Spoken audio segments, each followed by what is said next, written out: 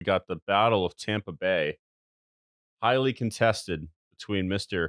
First overall pick Baker Mayfield and the protege of Tom Brady, Kyle Trask.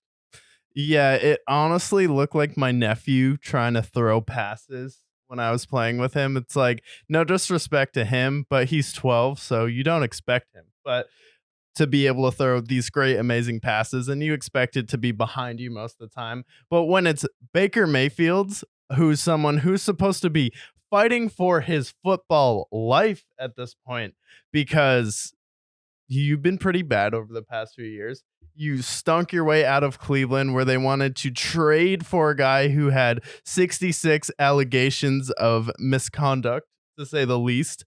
And the Browns were like, you know what? We would rather give that guy a fully guaranteed $230 million contract than have you on our team. Goodbye. And then you send him out the door. He goes, flounders around, and then finds his way to LA somehow, has one of the greatest games of his career on Thursday Night Football, and then proceeds to suck again. And then lose to the Seahawks, goes to Tampa Bay now, looks awful in training camp. Kyle Trask also looks awful in training camp. So for the Tampa Bay Buccaneer fans that are like, why did you only pick them to win 2 games? That's terrible. The mayor's going to ban you from the city. First of all, Miami's way cooler, and I'd much rather go there to a Dolphins game with Jimmy Butler and Bam Adebayo, or go see, I don't know, Tyreek Hill and Jalen Waddle, the fastest wide receiver duo of all time, play with Mike McDaniel there, than watch your coach, who's the losingest coach of all time. So it's like with Tampa Bay, when I say they're probably only going to win 2 games, that's being pretty generous considering how bad your quarterbacks look. And it's going to be this season. Baker's going to start. Oh, we'll give Kyle Trask a chance. And then he's going to suck. And then it's like, well, it's time to let Baker redeem himself. And then he's going to win a game against a bad team. Maybe Kyle Trask gets nicked up and then leads them to a comeback in the fourth quarter. Something crazy like that. But with all of this being said, it's time for Mike Evans to request a trade. You're on one of the greatest streaks of all time from a wide receiver. 7 straight seasons of a Nine.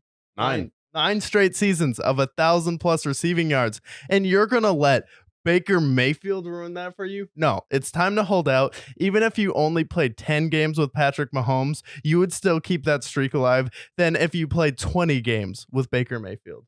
Oh my God. And think about how many, let's make a list of wide receivers who have benefited from Baker Mayfield as their quarterback.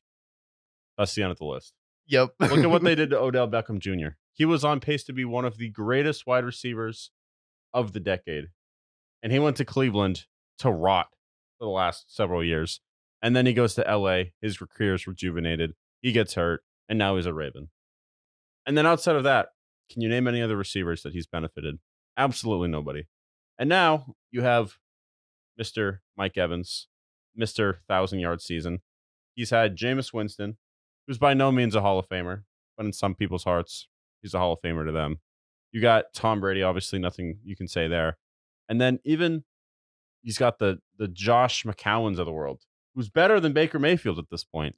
Fitzpatrick, it's like all these quarterbacks, and it's not like he's had the greatest quarterbacks ever. But Yeah. Baker Mayfield, in that group, I would much rather have Jameis Winston than have Mr. Baker Mayfield.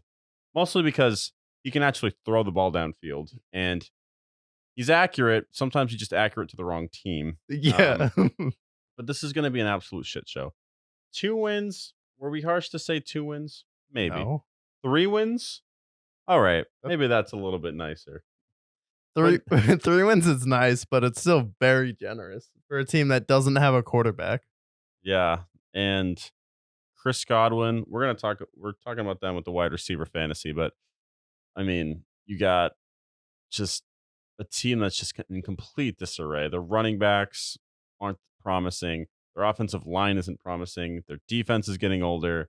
Their wide receivers are getting older. Chris Godwin looked like he took a step back last year. Yeah. Now you're relying on Cameron Braid as your tight end. Like, good luck.